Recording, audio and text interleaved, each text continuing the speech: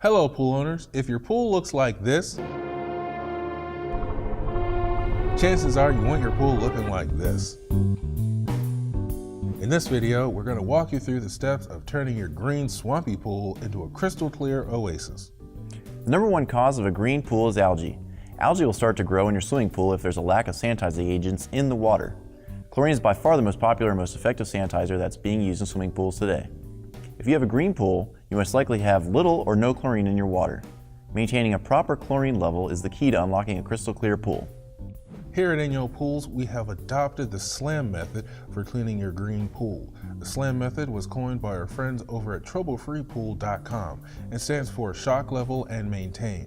This means you will bring your chlorine up to shock level and maintain the pool at shock level until the algae is killed off.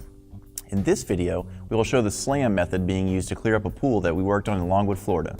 This pool had been neglected for 4 years and had literally turned into a swamp. We're talking about hundreds of tadpoles, frogs, and 4 years worth of sludge, dirt, and debris. Even though this was an extreme case of a green pool syndrome, the same method can be applied to any green pool scenario.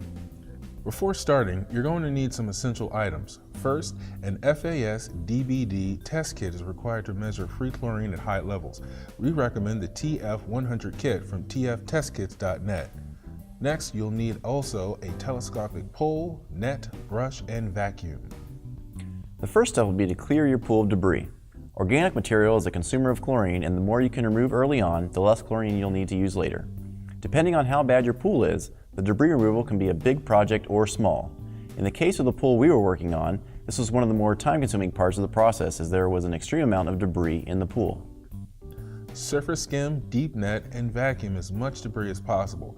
If your pool floor is extremely dirty, as in our case, we recommend vacuuming to waste to avoid clogging up your filter. The next step is to test and treat your pool water.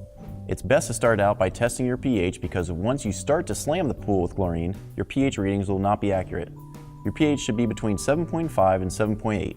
If your pH is above 7.8, use muriatic acid or pH decreaser to lower the level. If your pH is below 7.5, use pH increaser or soda ash to raise the level. Next, you'll need to test the cyanuric acid in your pool, also known as CYA or stabilizer. The relationship between free chlorine and CYA is possibly the cornerstone of the SLAM process. As mentioned before, chlorine is consumed by organic material, but is also consumed by UV rays from the sun. CYA acts as sunscreen for your chlorine. If it is too low, the chlorine will rapidly be consumed by the hot summer sun. However, if your CYA is too high, the chlorine's effectiveness will greatly be reduced. 30 to 60 parts per million CYA is an ideal range for non-saltwater pools. For saltwater pools, 70 to 80 parts per million is recommended. If your CYA is above or below the recommended levels, use the pool math calculator to calculate how much you will need to add or remove from your pool. Remember, the only way to remove cyanuric acid is by lowering water levels and adding fresh water, so take special care when adding CYA. Once your CYA is at proper levels, you can move on to testing free chlorine. An FAS DPD test kit is required for the SLAM process, which will allow you to read the high chlorine levels required to shock the pool. If your pool is as green as ours, it's likely that you will have a reading of 0 parts per million free chlorine in your pool. Next, it's time to determine the shock level you will use to slam your pool by referring to the Trouble-Free Pool CYA chlorine chart. This chart lists the free chlorine shock level that corresponds to the CYA reading you took earlier. The pool we worked on had a CYA reading of 30 parts per million, so according to the chart, we needed to reach a shock level of 12 parts per million free chlorine. Use the pool math calculator to determine how much chlorine you will need to reach shock level. We needed to add 3.5 gallons of 10% liquid chlorine to reach 12 parts per million. Make sure you leave your pump running 24/7 while slamming your pool to ensure proper circulation and filtration of the water. Oftentimes, many people will shock their pools and call it a day, but the first part of the SLAM process is useless without the last, which is maintaining shock level. Because chlorine is consumed by organic material and sunlight, the chlorine level will constantly be depleting as algae is killed off. It's extremely important to maintain your required shock level to ensure that the algae will not bounce back if free chlorine levels drop. We recommend testing free chlorine every couple hours at the start of the SLAM process and continue adding the appropriate amount of chlorine to maintain shock level. As algae is killed off, the chlorine will start to be consumed more slowly and won't need to be checked as often.